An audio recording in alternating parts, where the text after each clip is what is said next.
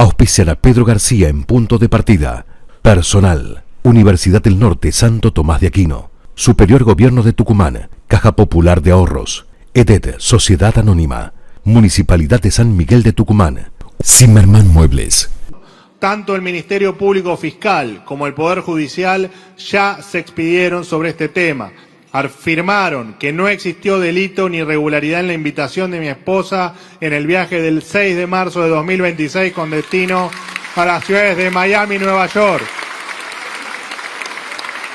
Fue aclarado en la justicia que mi esposa viajó como invitada exclusivamente en el vuelo de salida del país y que regresó en un vuelo comercial el 15 de marzo de 2026. ¿Qué tal? ¿Cómo le va? Buenas tardes. Bueno, después del informe de Adorni al Congreso, el gobierno se libera para comenzar a trabajar en su agenda. ¿Y cuál es el punto central de la agenda del gobierno? La reelección de Milei. Desde que Milei dijo que quiere ser reelecto, a partir de ahí comenzó la campaña. ¿Qué es lo que ocurrió? Hubo eventos políticos como el de Adorni y eventos económicos como fue el 3,4% de la inflación del mes pasado, ¿no? Ahora, ¿cuáles son los desafíos del gobierno para que Milei pueda ser reelecto? Primero, retomar el camino del descenso del índice inflacionario. Segundo, el crecimiento del consumo. Tercero, que haya inversiones y haya empleo. Hay mucha gente preocupada hoy más por el empleo que por la inflación. Y lograr cambiar el humor porque hay un diálogo social que se le complica al gobierno. O sea, gente que votó a Milei, pero que hoy se debilita ese apoyo por la situación económica que están viviendo. ¿Qué dice el gobierno? Mira, marzo fue el peor mes, no se repite, Marzo fue el pico de la inflación y de ahí viene la inflación descendente. Coinciden algunos analistas con que la inflación este mes va a ser del 2,5, o sea, va a caer casi un punto. Además, el gobierno dice que cuando caiga la inflación y algunos precios bajen un poco, que la gente va a sentir que tiene mayor capacidad de consumo y que eso va a cambiar el humor social. Bueno, no explica hasta ahora qué otras medidas puede tomar para que haya en la gente una sensación de que tiene mayor capacidad de consumo. El mercado, fíjense lo que le dice al gobierno, ojo, si sacamos combustibles por la guerra de Irak, si sacamos el tema de la carne y el tema de los servicios, igual la inflación núcleo está en 2,5, no es para tirar manteca al techo. Bien, y entonces el mercado está con expectativa a ver las medidas que va a tomar el gobierno para que la inflación comience ese camino descendente. Ahora fíjense que la Argentina es un país muy singular. Los formadores de precios tienen una inercia inflacionaria. ¿Vieron lo que pasó ahora? Los que miramos los precios, los que lo comparamos, los que lo seguimos todas las semanas, con la guerra de Irak, subieron muchos precios. Todo el mundo aprovechó y subió los precios. Ahora vio que bajaron un poquito. Fíjense en los supermercados, se multiplicaron las ofertas. Eso de que si llevo el segundo me dan al 70%. Eso desnuda el verdadero precio. ¿Qué le dice el supermercado? Mira, si llevas uno pagás 10, si llevas los dos, entre los dos pagás 13. Pero si llevas uno es 10, cuando en realidad el precio real es 6,5. Entonces, bueno, eso se va a ir reacomodando porque los consumidores hemos aprendido a consumir. Otro tema, crece la presencia de vaca muerta a nivel internacional. Esto para sentirnos orgullosos de Vaca Muerta y de YPF. Y se transformó en imprescindible. ¿Por qué? Porque a nivel mundial se están preguntando qué va a pasar con la producción de petróleo después de la guerra de Irán. Se están preguntando cuál es la capacidad de transporte que hay en el mundo para el crecimiento del consumo de petróleo. Y además se están preguntando qué pasa con el stock y la capacidad de almacenamiento. Y allí juega un rol importante Vaca Muerta. Les repito, el tema está pasando desapercibido. Vaca Muerta ya es una noticia internacional. Argentina se perfila para ser un jugador internacional en la producción y comercialización de petróleo. ofrece la certidumbre de que YPF está buscando llegar al 1.000.000 de barriles diarios de producción de petróleo, pero no se quiere quedar ahí. Quiere llegar a los 3 millones de petróleo. No sé cuándo será, no es 1, 2, 3, ya llegué. Tal vez sea en 2030, 2035, pero el mundo está viendo, tienen Vaca Muerta y tienen la empresa estatal que quiere llegar este año, no se sabe si es posible, al 1.000.000 de barriles diarios. Y después quiere llegar a los 3 millones de barriles diarios. ¿Se darán cuenta? Esta es la Argentina, jugador internacional en esa materia. Ahora, no es todo, repito, lineal. O sea, están las inversiones comprometidas, se está trabajando, pero hay que llegar a estos objetivos. El mercado que mira, también dice no es lineal porque, está bien, están produciendo más, quieren llegar al 1.000.000 de barril, después a los 3 millones de barril, pero ¿qué miran? Primero, las regulaciones que hay en la Argentina, si se van a seguir eliminando regulaciones dentro de la economía. Segundo, la logística que tiene la Argentina, y ahí juega un rol importante el oleoducto que se está haciendo entre Neuquén y el puerto de Río Negro para que salga el petróleo. Y además que miran el mercado, la política de incentivo a la inversión. Hoy está el RIGI, pero ¿saben lo que dicen muchos jugadores? Dicen, che, estamos enterrando miles de millones de dólares bajo tierra en la Argentina. ¿Qué pasa si cambia el gobierno y vienen y derogan el RIGI o viene alguien con el pensamiento de Kicillof y dice, nacionalizo todas las inversiones? Ese temor hoy está. Todavía no repercutió tanto, todavía no se frenaron. Vamos a ver qué pasa el año que viene con el tema de las elecciones. Vamos a la economía doméstica. Hay muchas preguntas. Estamos, y las hicimos en otro programa, ¿estamos en una economía de dos tiempos o estamos en una economía que hay ganadores y perdedores? No es lo mismo. Si estamos en una economía de dos tiempos, entonces los rezagados esperan medidas de Milei para poder mejorar su perfil dentro del mercado. Ahora, si estamos en una economía de ganadores y perdedores, nos tendremos que acostumbrar al nuevo modelo. El gobierno pone las reglas de juego, hay unos que pueden ser competitivos y hay otros que no logran la competitividad necesaria, no subsisten. O sea, vamos a ver noticias de empresas que cierran, pero otras que crecen. Se dan cuenta que no es lo mismo que la economía sea una economía de dos tiempos, la minería, el petróleo, el campo van a una velocidad, la industria, el comercio y la construcción van a otra velocidad. Ahora, si son ganadores y perdedores, desaparecen muchos jugadores. Mientras tanto, ¿qué pasa en Tucumán? Fíjense, cierran negocios en el microcentro de la capital. Dicen algunos, hay que seguir el quit y los aportes en el ANSES.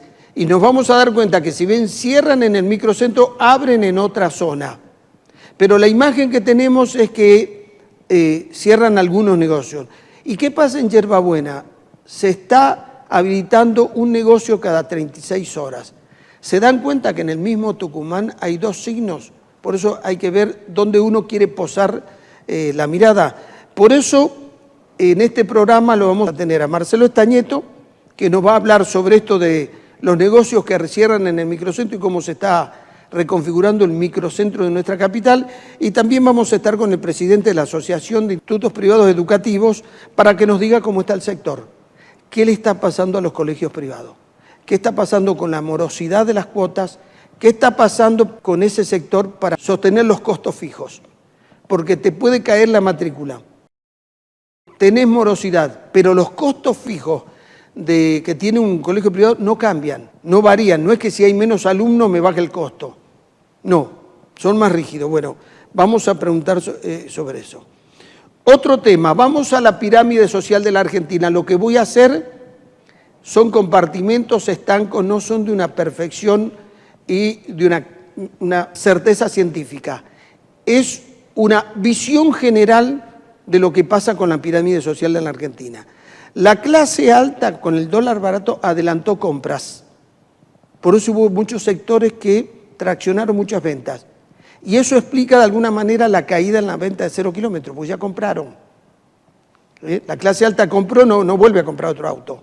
Lo cambia a los 2 años o a los 3 años.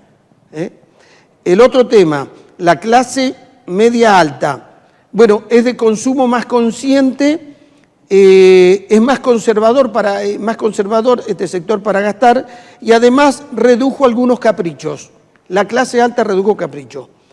¿Qué pasa con la clase media alta? Y la clase media baja le cuesta mantener el consumo, le cuesta mantener el estilo de vida y se está endeudando. Paga el crédito, estos no son los atrasados son los de la clase baja, que está atrasada en el pago de créditos, que no llega a fin de mes, que cada vez le cuesta más mantener el consumo y que muchos de este sector ya tienen una sola comida diaria. Esto es más o menos el panorama. El humor social, las clases medias, sobre todo la media baja, apoyaron a Milei, la clase media alta también, pero acá un sector apoyó a Milei, pero sienten que están estancados.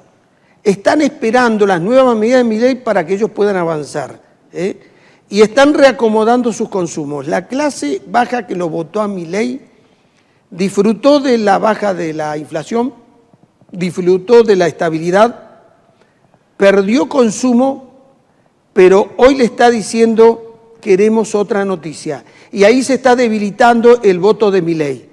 Ahora se debilita en ese sector de la clase baja el voto a Milei, pero no tienen en quién confiar. No tienen hoy otro candidato. Último tema nacional. Esto de no permitirle el ingreso a los periodistas a Casa Rosada no es una mala idea. No es una idea propia del sistema democrático. Aquí lo están asesorando mal al presidente y lo terminan enfermando. Tiene sus síntomas, pero esto lo enferma más. Me hace acordar al Perovich, que tenía sus síntomas. Lo enfermaron más, porque los que están al lado le hacen creer que es todopoderoso. Y el poder, ¿saben una cosa? Está muy distribuido en la sociedad. Bien, además, los estoicos que decían, los estoicos cuando alguien se quejaba por las adversidades, le decían, un buen boxeador es no solo el que sabe pegar, sino el que sabe amortiguar los golpes que recibe. El mejor boxeador no es el que mejor pega, sino el que pega y sabe recibir golpes. Por eso los estoicos, cuando alguien hablaba de sus adversidades, Milei, le decían, ¿qué clase de boxeador querés ser? ¿Un muy buen boxeador que pega y recibe o simplemente un buen boxeador que pega pero le cuesta recibir golpes? Además les quiero decir una cosa, si hay algo que tiene el poder es que es pasajero. Y se los digo como alguien que tiene más de 3 décadas ejerciendo esta profesión. ¿Saben cuántos políticos vi pasar ocupando todos los cargos institucionales de la Argentina y de Tucumán? Y que hoy a algunos ni siquiera les recuerdo el nombre y a otros los recuerdo de mala manera. Esto para que tengan en cuenta, hoy los que están en el poder es efímero, pasa. No se olviden que después hay que sobrevivir en el recuerdo de la gente. Osvaldo Jaldo, 2 temas. Primero, acertó al actuar inmediatamente sobre las amenazas a los colegios. Mandó a la policía, se frenaron los chistes. ¿Vieron lo que pasó en Santa Fe? Un padre descubrieron que su hijo había hecho una amenaza en un colegio, le llegó la policía y tiene que pagar 6 millones de pesos, que es el costo que tuvo el operativo. ¿Qué dijo el padre? Carita la joda de mi hijo, ¿no? Bueno, esto es lo que buscó Jaldo, a lo que apuntó Jaldo. El otro tema, Jaldo va por la reelección, lo dijo. Un sector muy importante, casi mayoritario, le diría el peronismo, dice, Jaldo nos asegura el triunfo electoral. Y después de Jaldo la tenemos a Chala, para hacerle frente a una Libertad Avanza que ya el peronismo no la subestima, porque la Libertad Avanza vino a jugar fuerte a la política en Tucumán. El peronismo antimileísta, que no lo quiera Jaldo, es el que insiste en que Jaldo tiene condicionamientos constitucionales para ser candidato en 2027. ¿Qué dicen? estuvo 513 días como gobernador, cuando Mansur se fue como jefe de gabinete. Y que dicen algunos juristas, no estuvo como gobernador, fue vicegobernador a cargo de la gobernación. Y cuando él firmaba todos los documentos públicos que hoy están en Casa de Gobierno, dicen así: Osvaldo Jaldo, vicegobernador a cargo de la gobernación. Por lo tanto, eso desvirtúa el hecho de que no pueda ser candidato. Vamos a otro caso. Paulina Levos, se va a conocer el fallo. ¿Vieron lo que dijo el fiscal? Tengo pruebas para incriminarlo a César Soto como autor y a Caleñú no tengo ninguna prueba. Dos aspectos tiene este tema. Primero, si fue Soto, el fallo es incompleto. Si fue Soto, el fallo es insuficiente. Hay que explicarle a la sociedad cómo fue todo el operativo para asesinar a Paulina, trasladar el cuerpo, guardar y conservar el cuerpo y después ponerlo en la ruta a Raco. Porque cuando la descubrió en la ruta a Raco no tenía más de 3 días el cuerpo ahí, de acuerdo a los microorganismos que tenía y a los lixividos, que es el líquido que larga el cuerpo y se penetra a la tierra. Gendarmería dijo, esto lleva 3 días acá. Y Paulina había desaparecido hace una semana. Bien, ahora lo de Caleñú llamó la atención. El fiscal Carlos Sales es una persona muy respetada, muy prestigiada, pero en esto de Caleñú llamó la atención. Primero, Caleñú tuvo muchas comunicaciones con muchos de los que fueron condenados por encubrimiento y además tenía relación y diálogo directo todos los días con los condenados por encubrimiento. Y el fiscal no encontró ninguna prueba. ¿Saben qué están diciendo algunos? No descartes el hecho de que puedan anular este juicio y se tenga que volver a hacer y buscar todas las pruebas necesarias. Porque sería una noticia que no dejaría bien parada la justicia si solo se lo condena a Soto. Soto no hizo todo el operativo si es el responsable para matar a Paulina Levos y trasladar el cuerpo. Ahora, si sale también absuelto Soto, la pregunta impertinente es ¿para qué sirve la justicia? Álvaro Aurane, ¿de qué va a hablar hoy? El 1 de mayo festejamos el Día del Trabajador, pero en la Argentina también festejamos el Día de la Constitución Nacional, porque un 1 de mayo de 1853 se sancionó la primera Constitución en Santa Fe y ahí decidimos ser republicanos representativos y federal. Y ustedes se preguntan, ¿y qué? ¿Trabajaron un día feriado? No. La Constitución es de 1853. La tragedia de Chicago fue en 1886, 30 años después. Y se instauró el 1 de mayo como el Día del Trabajador en 1889. Les propongo una pausa y después escuchamos a nuestros invitados.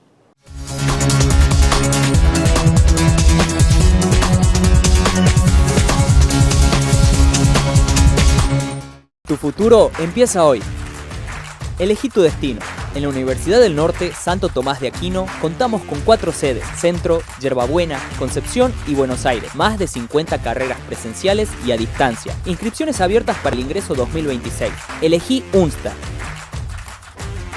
Entra en unsta.edu.ar o contactanos al 3816-2011-20.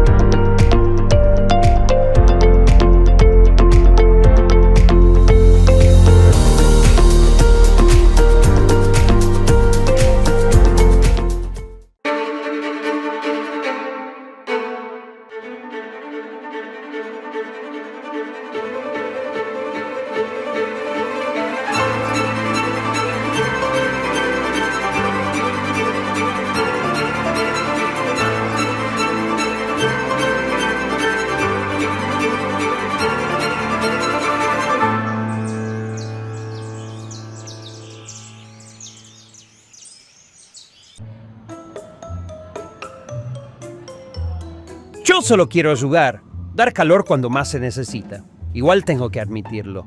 Soy el menos eficiente del grupo, pero tampoco puedo estar prendido todo el día. Hasta me pusieron un apodo. El Caroventor, me dicen. ¿Pueden creerlo?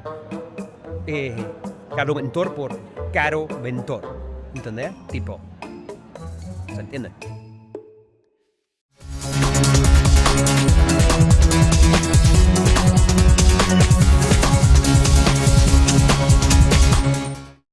Bueno, nos acompaña el licenciado Ariel Martín Torres, presidente de la Asociación de Instituciones Privadas Educativas.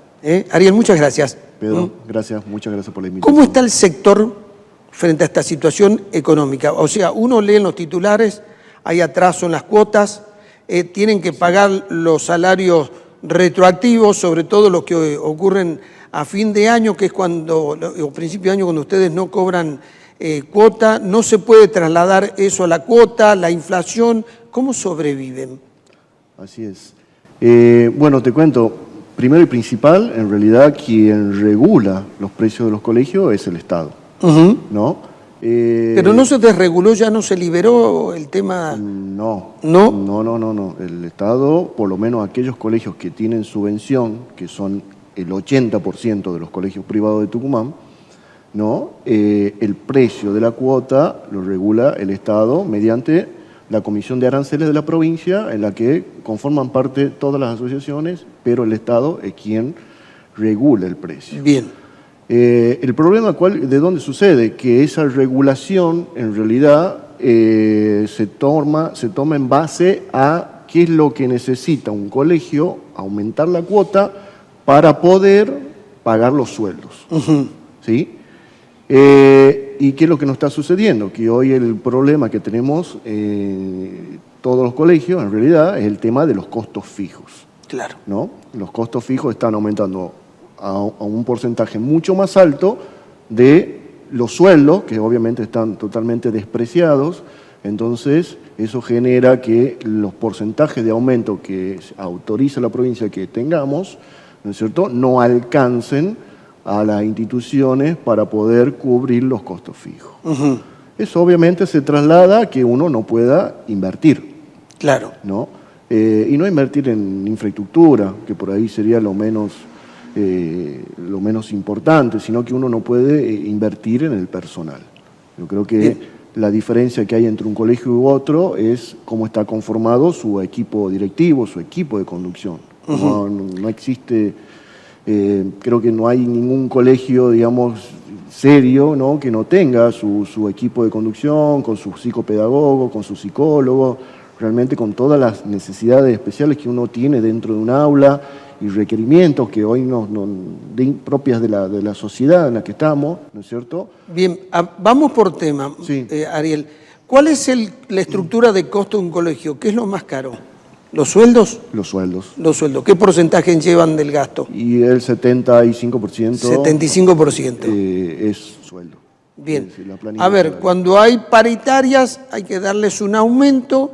¿Y qué pasa con los subsidios? ¿Siguen más o menos el aumento que se les dio a los sueldos? Claro, los subsidios siguen, pero bueno, obviamente, como te digo, es para cubrir un 70%, ¿no es cierto?, de lo que ingresa a la institución, pero ese otro 30% que vienen a ser los costos fijos que tiene un colegio para poder abrir, ¿no?, pagar la luz, el mantenimiento y demás, la verdad que se hacen, como te decía, van en un porcentaje muy alto, y obviamente eso cada vez va siendo mucho más...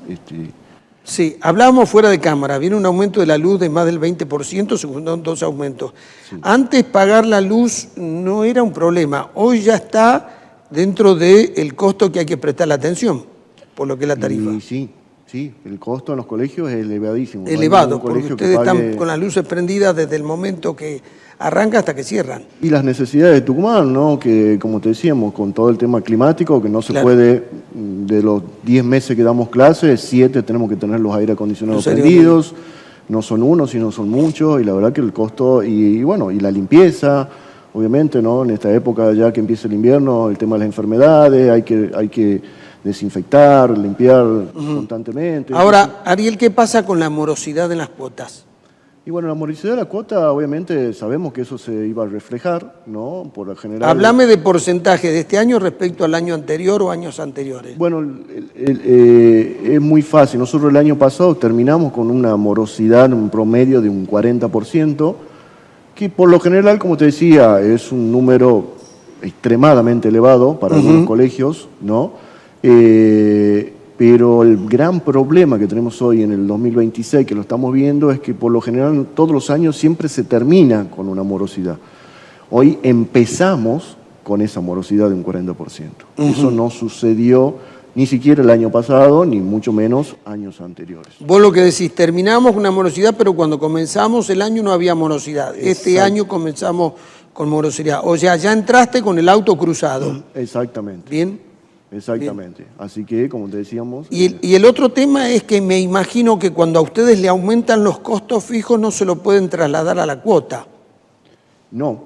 Pues te decía, los colegios que tienen subvención no lo podemos trasladar en el porcentaje que vamos a... Porque eso lo establece claro el gobierno. Exactamente. El gobierno te autorizó un aumento más o menos de un promedio de un 10% ahora, en las cuotas de marzo, ¿no? Que algunos colegios aumentaron entre el 8 y el 13%, pero vos sabés perfectamente bien, lo estás viendo en la luz, que está aumentando un 20, un 25, un 30, en muchos otros costos, en los insumos también, en la limpieza. ¿Qué pasa con la matrícula? ¿Cayó la matrícula de los colegios privados?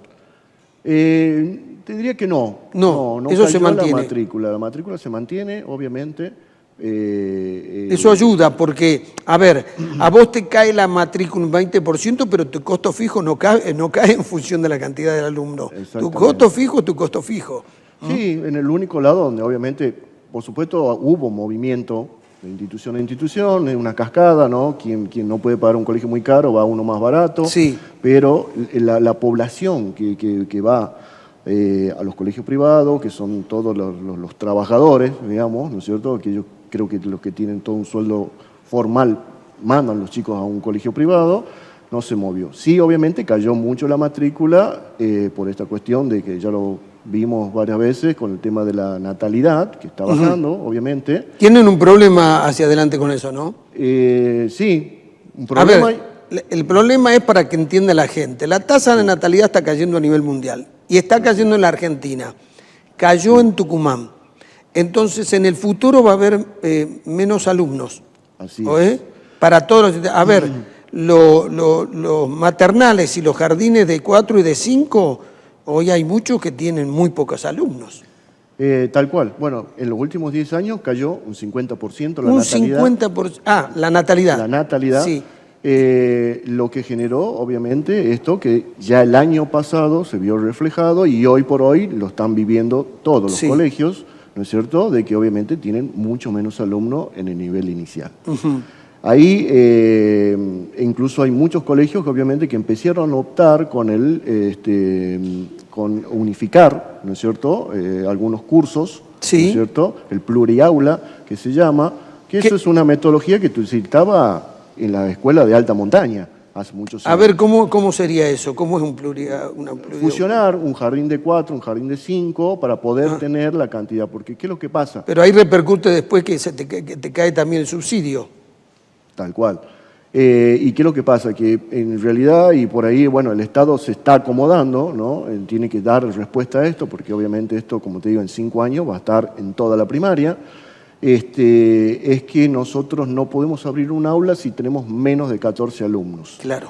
La verdad que es una contradicción, porque tener un aula con 10 alumnos sería un lujo, ¿no? Sería lo óptimo. Sería lo óptimo, ¿no? Tener un aula así. Pero bueno, hoy por hoy no nos están permitiendo, entonces están generando que se generen las pluriaulas, lo cual pedagógicamente no es correspondiente, claro. ¿No es cierto? No es lo ideal, pero se está haciendo para poder sostener y no cerrar, ¿no es cierto?, divisiones o aulas en los colegios. Bien. Yo creo que a futuro sí se va a tener que modernizar eso y, como decíamos... Para que subsistan los establecimientos educativos. Para que subsistan los colegios y, bueno, y sacar de esto que por ahí que sabemos que es una tendencia y que no va a cambiar, ¿no?, buscarle el lado bueno y realmente verlo como una oportunidad y decir, bueno, tendremos que adaptarnos como institución y realmente tener aulas mucho más chicas con con menos alumnos, ¿no es cierto?, y realmente poder dar... Ariel, yo me hice ese escenario, dije, a ver, en el futuro los alumnos no va a pasar como me pasó a mí, que nosotros éramos 39 en el aula, van a ser 10. Sí. ¿Qué pasa con tus costos? Porque vos vas a tener menos alumnos, pero vas a tener que tener la misma cantidad de cuerpo docente. Así es. Bueno, obviamente los costos se tendrán que trasladar a la cuota, ¿no es cierto? Claro.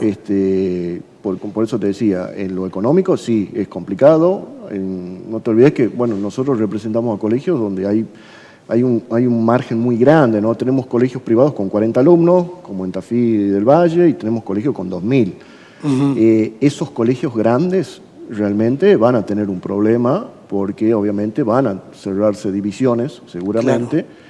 ¿No es cierto? Lo que nosotros tratamos es verlo a este tema desde un punto de vista optimista y decir, bueno, es lo que se viene y pedagógicamente, no desde el punto de vista rentable, pedagógicamente tal vez sea una gran solución a todas las problemáticas sociales que hoy tenemos, ¿no? Como comunidad que somos. Ariel, la última pregunta. ¿El gobierno entiende el problema que tienen? ¿Los escuchan o vos sentís que en ese diálogo hay como un vacío que no terminan de comprender la situación de los colegios privados?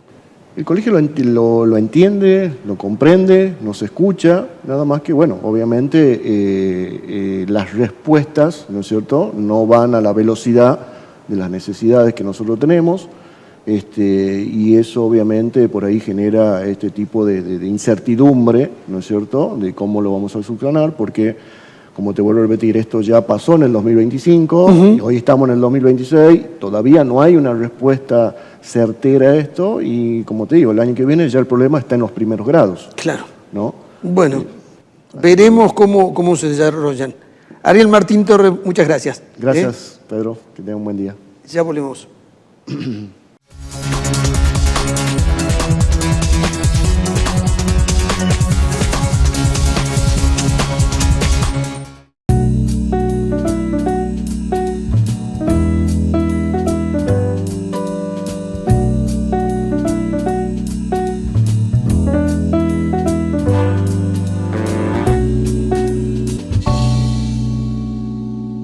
Estamos en la apertura de la Liga Tafiseña, de clubes y escuelas. Estamos acá en el Club Talleres. La verdad que a nosotros nos pone muy contentos llegar a espacios como este y que se le ofrezcan desde el municipio este tipo de espacios para la recreación. A todos los profesores, especialmente a ellos, que le ponen siempre el compromiso, el amor y la pasión a todo este grupo de chicos que vienen a jugar al fútbol. Y que ellos puedan crecer de una forma sana y divertida sobre todo.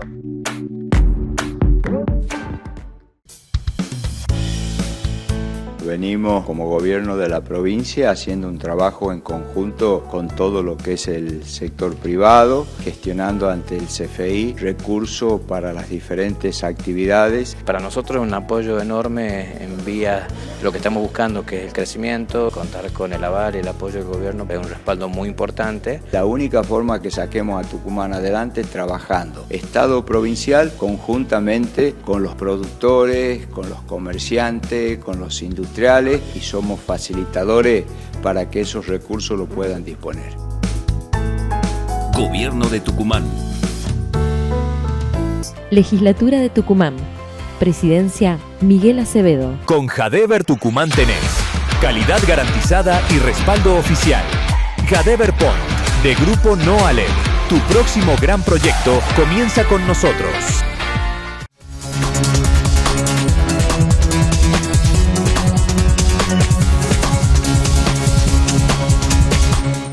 Bueno, nos acompaña Marcelo Tañete, un amigo de la casa. Marcelo, bueno, en realidad cuando caen las ventas, seguramente las zonas comerciales se modifican y el centro de nuestra capital, el microcentro, no es ajeno a eso.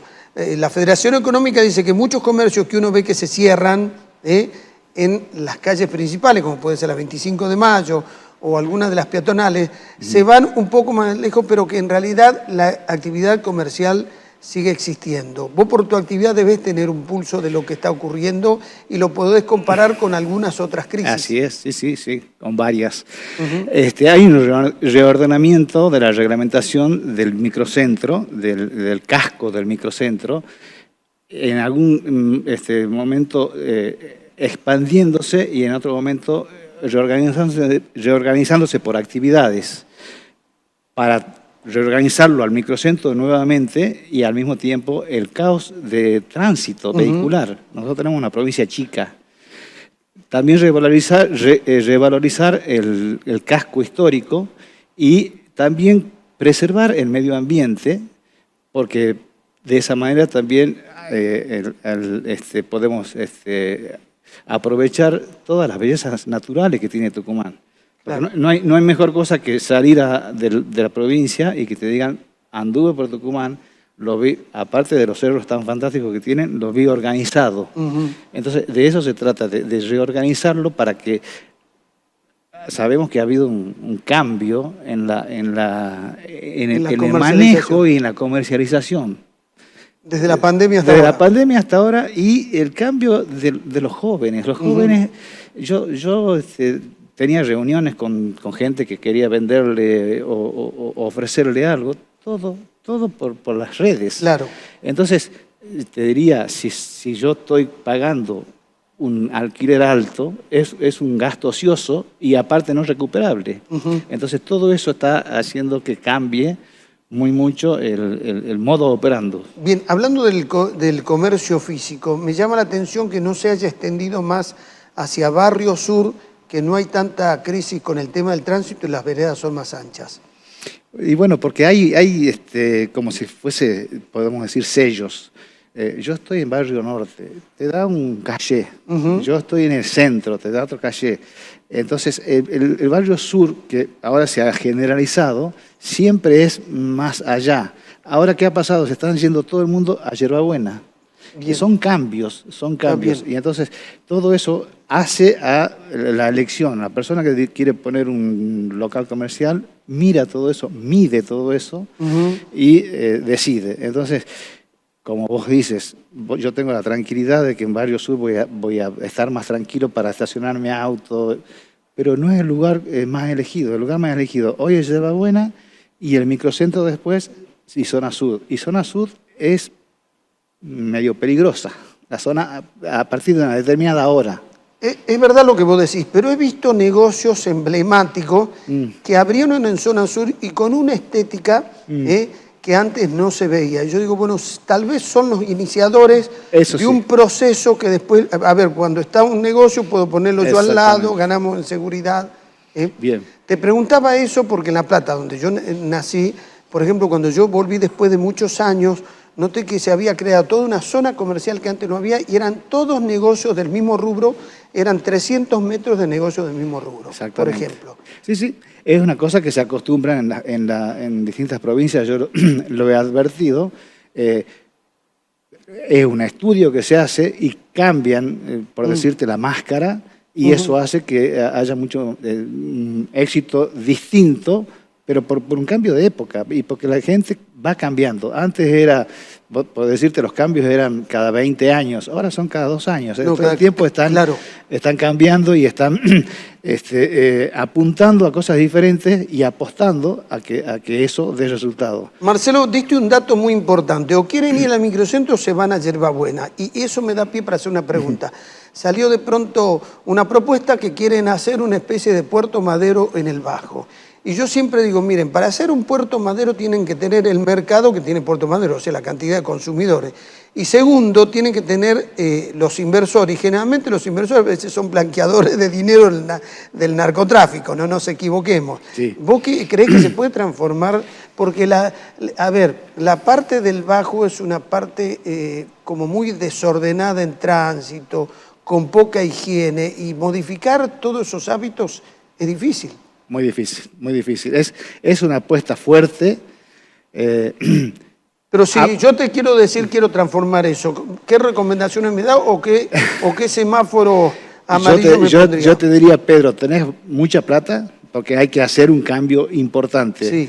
Y después un cambio de mentalidad y un estudio muy importante de cambio de hábitos, pero totalmente para que funcione y para que tenga éxito. Yo pensaba está el caso, perdón. Yo pensaba que me ibas a hacer otra pregunta. ¿Por qué? Yo pensaba que me ibas a responder, ¿por qué querés hacer ahí un Puerto Madero si los únicos shopping que hay en la provincia están en Yerbabuena? ¿Por qué querés apostar acá? Porque vos sos un innovador y a mí también me parece que hay que diversificar. y la provincia se va expandiendo. Vos vas a un supermercado, y si el supermercado no tiene sectorizado fiambrería, carnicería, perfumería, ropa, entras, es un caos. Entonces hay que ordenarlo. En la medida que vos ordenás hacer las cosas bien y pones algo lindo, tiene éxito. El argentino y el tucumano se acomoda a los cambios. Cuando vos le pones algo malo, prueba, no le gusta y ahí viene el fracaso. Pero haciéndolo bien, ordenado, planificado y con buenas ideas, yo creo que puede ser. O sea que vos decís, es viable. Ahora, se necesitan dos cosas, mucha plata. Sí. Y segundo, cambiarle la identidad de esa zona. Así es. Sí, porque vos decís la zona del Bajo y es una zona que hoy está devaluada. Te digo, claro, es devaluada, pero si vos... ¿El precio de los terrenos cómo están? Sí, bueno, pero si vos hablas con la gente del Bajo, vende mucho. Porque ellos tienen otros valores, otros productos, y sigue vendiendo desde la plaza hacia abajo. Yo camino mucho de la ciudad. En el centro la gente no entra a los locales, ahí está lleno. Sí. Es más, la gente, el dueño lo invita, se pone en la vereda y lo hace pasar, le va conversando y sale con una bolsita, compró algo. Además me parece que en el Bajo casi la mayoría de los consumidores paga al contado. Así es, y es importante el cash para poder progresar, porque por ahí la financiación es muy importante. Bien, entonces lo ves bien a ese proyecto. Ahora están estudiando un cambio del Código Planeamiento Urbano. Sí. ¿Qué le incorporarías vos? ¿Qué le cambiarías para que sea más vivible la capital? A todo lo que decíamos de revalorizar y de hacerlo más ordenado y que no sea un caos porque tenemos una provincia chica, con los horarios y ordenando, como te daba el ejemplo del supermercado. O, por ejemplo, tuve una reunión, en una asamblea en un edificio que vivo yo, que son muchos departamentos, 124 unidades, un patio, cancha de pádel. Entonces, es muy gracioso ver cada uno tira para lo suyo. ¿Y cuándo vamos a hacer el arreglo de la escalera? ¿Y cuándo vamos a hacer el arreglo de la pileta? ¿Y cuándo vamos a hacer...? Entonces, a ver, ¿de qué presupuesto estamos hablando? ¿Qué es lo primordial? ¿Qué es lo mejor? Hay un gran arquitecto que me decía, por ejemplo, para vos, vender bien una casa, el pórtico de entrada tiene que ser muy lindo. Porque si después no está tan lindo adentro, vos te has quedado con la primera impresión.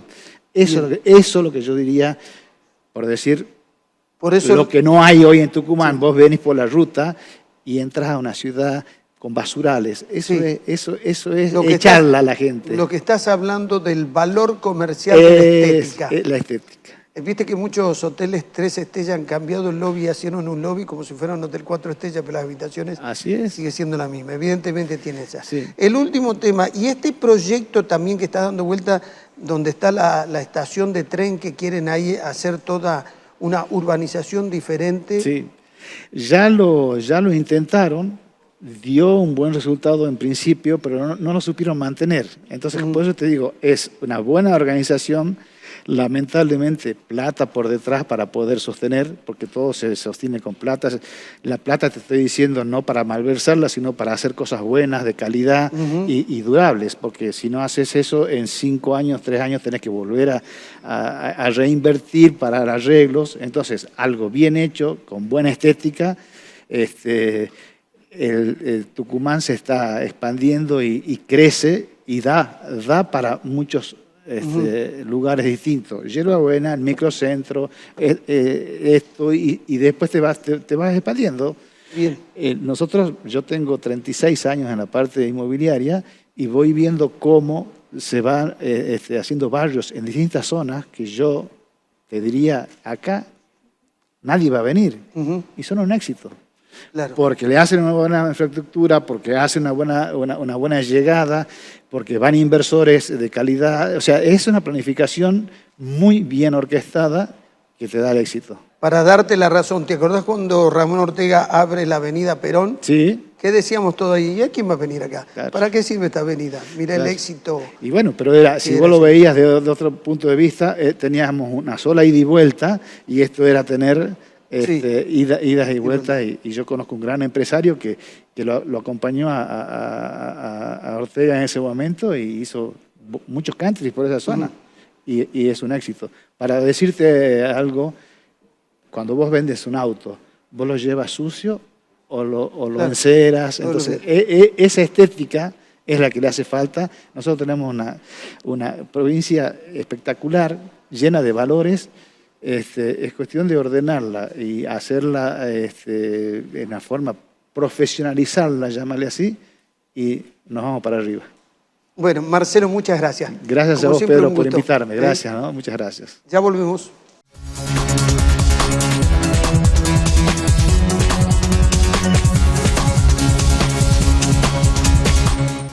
NOALED, la iluminación que transforma tus espacios. Eficiencia, potencia y calidad pensadas para tu hogar y tus proyectos. NOALED, expertos en luz y diseño.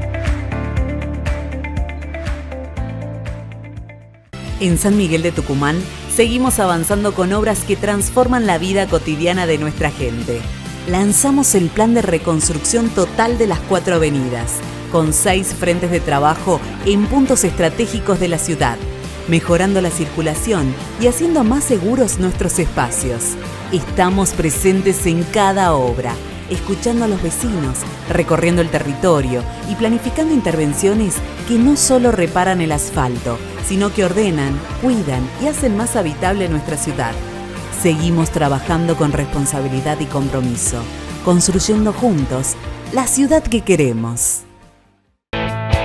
Hola, soy la Plaza Vieja de Yerbabuena, pero de vieja no tengo nada. Antes pasaba sin mirarme, era oscura y silenciosa, pero hace años me vienen transformando.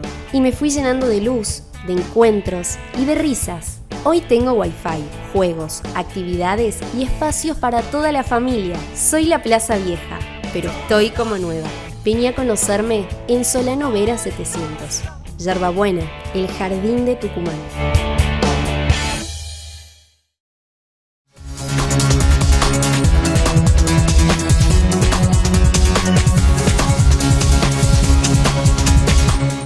Querido Álvaro, ¿cómo andamos? Pedro, querido, muy bien, ¿cómo estás vos? Muy bien. Bueno, vamos a hablar sobre el 1 de mayo, y en el 1 de mayo a nivel internacional se festeja el Día del Trabajador, y en la Argentina el 1 de mayo es el Día de la Constitución. Muchos dirán, lo dije en el editorial, pero como trabajaron un día feriado, no, la Constitución es de 1853 y la tragedia de Chicago que dio origen a Día del Trabajador es en 1886, se instauró en 1889. Exactamente. Mira, Pedro, yendo por parte, digamos, arrancamos con el Día del Trabajador, que efectivamente se celebra casi universalmente, salvo Estados Unidos y Canadá. Estados Unidos y Canadá tiene su celebración del Día del Trabajo hacia, creo que es el primer lunes de septiembre, porque el 1 de mayo, como Día Internacional del Trabajador o de los Trabajadores, es una fecha que tiene una raíz histórica profundamente socialista, ¿no? Ahí conviene básicamente que, para poder entender el contexto, que nos ubiquemos sobre todo con las revoluciones industriales, ¿no? Porque a vos te opera, te funda, digamos, la edad contemporánea, la Revolución Francesa. Ahí aparece el liberalismo como ideología de la modernidad. La reacción contra el liberalismo es el conservadurismo. Y ahí se te ubican los liberales a la izquierda y los conservadores a la derecha. Hasta mediados del siglo XIX, 1848, se publica el Manifiesto Comunista, donde aparece el socialismo revolucionario, que va a tomar el nombre de comunismo, dicho esto por el propio Engels, ¿no? Y entonces ahí se te ordena el abanico y tenés socialismo a la izquierda, liberales al centro, conservadores a la derecha, ¿sí? Ese es el abanico original, digamos, de la ideología de la modernidad. Y esto es importante porque el socialismo aparece mirando la segunda revolución industrial que está operando en múltiples centros. Vamos a tener segunda revolución industrial en los Estados Unidos, en Japón, en Suecia, en Prusia, que hoy es Alemania, digamos, sustancialmente, y no hay leyes laborales que protejan al trabajador de este fenómeno nuevo que es el desarrollo de las industrias a gran escala. Entonces, cuando nosotros llegamos, como vos muy bien ubicás, a 1886, hay en los Estados Unidos una amplia corriente, todavía van a encontrar incluso en Estados Unidos algunos monumentos que tienen 888, ¿sí? 8 horas de trabajo, 8 horas de descanso, 8 horas de esparcimiento. ¿Sí? Es el día de 24 horas segmentado, digamos, en estos 3 tercios.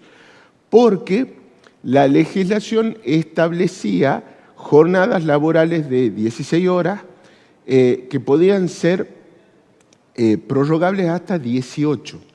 Era una... No solo para los hombres, para las mujeres y para los niños. Exactamente. Con lo cual, la gente literalmente se moría extenuada. Había jornadas laborales de 97 horas semanales. Era realmente una cosa loca. La gente se moría ahí en el laburo, digamos. Había caído la expectativa de vida. Realmente los seres humanos eran un fusible más en el resorte, digamos, eran el insumo, si vos querés, biológico que tenía la maquinaria de la industria. Se van a dictar una serie de leyes, ahí aparece el presidente Johnson básicamente dictando leyes para 8 horas de trabajo, y hay una docena de estados de los Estados Unidos que se van a acoplar dictando leyes similares, pero una cosa es el dicto de las leyes y otra cosa es el cumplimiento de las normas. Porque al lado de estas normas se seguían dictando otras, ¿no? Básicamente que lo que te establecían era que en caso de necesidad la jornada se podía extender hasta 18 horas diarias. Es una locura, digamos, ¿no? Y esto va a ser una constante básicamente durante todo el siglo XIX. Cuando estalla la Revolución Francesa te pone un límite de 10 horas laborales, pero se consolida la Revolución y volvieron las 16 horas laborales en Francia de nuevo, digamos. Hay una serie de protestas para exigir el cumplimiento de las normas y esto ocurre sobre todo en Chicago, que es en este momento la segunda ciudad industrial, si vos querés, de los Estados Unidos.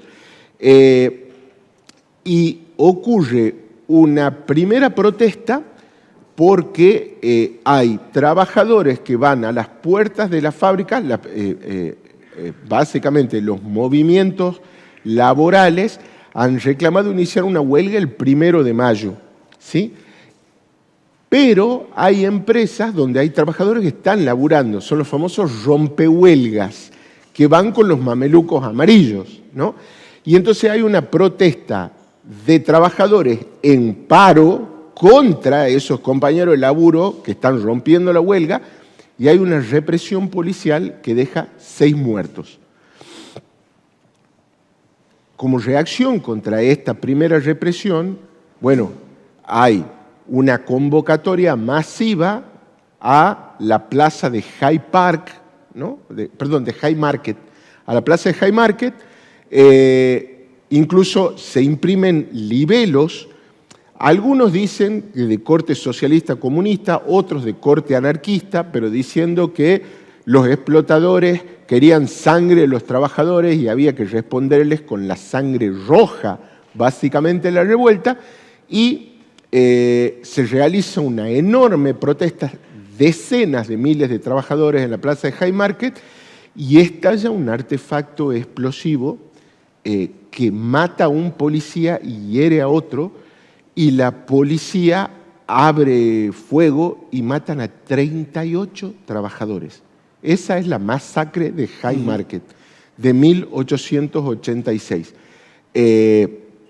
Incluso se detienen a 8 personas, 3 de ellas van a ser condenadas, una a 22 años de prisión, otras 2 a cadena perpetua, y otras 5 personas son condenadas básicamente a la horca. Una de ellas se quita la vida a sí misma en prisión para no ser ejecutada. Los otros 4 eran periodistas. Es decir, era un tipógrafo y 3 periodistas. Los juicios son consideradas verdaderas farsas, verdaderas vergüenzas de la historia judicial occidental, estadounidense, norteamericana, como vos quieras llamarle, pero efectivamente los ejecutaron, ¿no? Los ejecutaron, los llevaron al cadalso y los ahorcaron hasta que murieron. En honor a los mártires de las masacres de 1886, la Segunda Internacional Socialista, en el año 1889, como vos contás muy bien, consagra el 1 de mayo, que es la fecha de inicio de la huelga, básicamente, como fecha para el Día Internacional del Trabajo, honrando a los mártires de las represiones del 2 y del 3 de mayo de 1886. Bien, hablarle a la gente sobre el 1 de mayo de 1853, cuando el país decidió ser republicano, representativo y federal, como pedía nuestro compatriota Alberdi. Esa enmienda constitucional, primero, es un hecho enorme porque es una constitución originaria. No teníamos constitución nacional argentina hasta ese momento. Entonces realmente es el nacimiento de una nación. Vos fíjate que de los territorios que proclaman la independencia en 1816, los que hoy conforman la Argentina no son los mismos, ¿no? Es decir, en 1816, acá en Tucumán, hay territorios que hoy son parte de Bolivia y que hoy son parte de Paraguay, concurriendo acá para dictar la independencia de las Provincias Unidas en el Río de la Plata. ¿Qué queda de eso? La Constitución. Somos argentinos porque nos reconocemos debajo de esa Constitución. A esa Constitución la juraron todas las provincias menos Buenos Aires. A Buenos Aires se la va a incorporar en 1860. La enmienda es hacia el 22 de septiembre de 1860. Y vos sabés que eso abre todo un capítulo aparte, pero ya trataremos esto, digamos, en un programa especial, porque la Constitución original, la de 1853, dice que esa Constitución no puede ser reformada hasta dentro de 10 años. Sin embargo, 7 años después la cambian para incorporar a Buenos Aires a la federación, ¿no? Y ahí termina de conformarse la Argentina como la conocemos actualmente. Con lo cual, básicamente, los historiadores que estudian la Constitución y los constitucionalistas que estudian historia, te dicen, hay que verla la Constitución de 1860, ¿no? Hay que ver si es válida porque está afectando un gatillo que técnicamente la invalidaba.